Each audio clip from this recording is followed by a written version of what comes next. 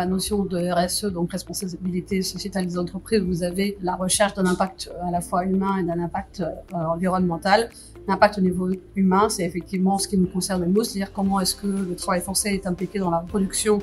et dans la fabrication des produits et ou dans la mise en place des services qui sont rendus par votre entreprise, et comment effectivement vous pouvez l'identifier et y remédier.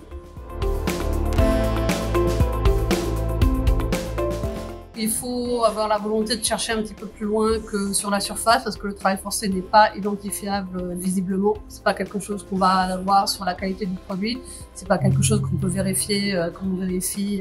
la solidité en tapant dessus. Il faut aller voir au niveau des relations du travail, il faut aller voir au niveau des contrats d'emploi, de la qualité de ces contrats, il faut aller voir dans les conditions de paiement des salariés, et puis aussi quand on parle de populations vulnérables type les populations migrantes par exemple,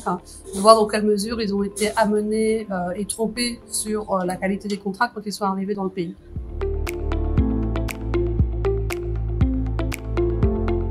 La toute première partie, c'est effectivement la cartographie, c'est-à-dire qu'il faut faire une cartographie précise de toute votre chaîne de valeur pour réussir à identifier jusqu'au dernier niveau de la chaîne de valeur, donc au niveau le plus bas, quelle est la nature des risques et dans quelle mesure soit la région, soit le secteur peut être porteur d'un risque de travail forcé. Et puis, il faut engager un dialogue avec les parties prenantes locales.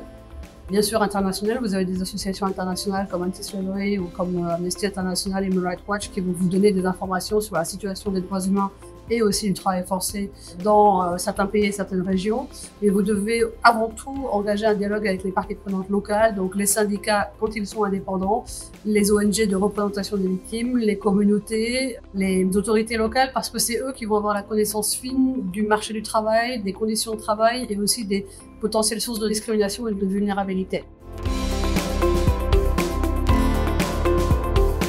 Chez Anti-Slavery International et aussi de façon personnelle, je pense qu'on ne peut trouver une solution à des problèmes complexes que quand on échange. Et donc ce genre d'échange est particulièrement intéressant. À la fois, je l'espère, pour vos clients qui ont pu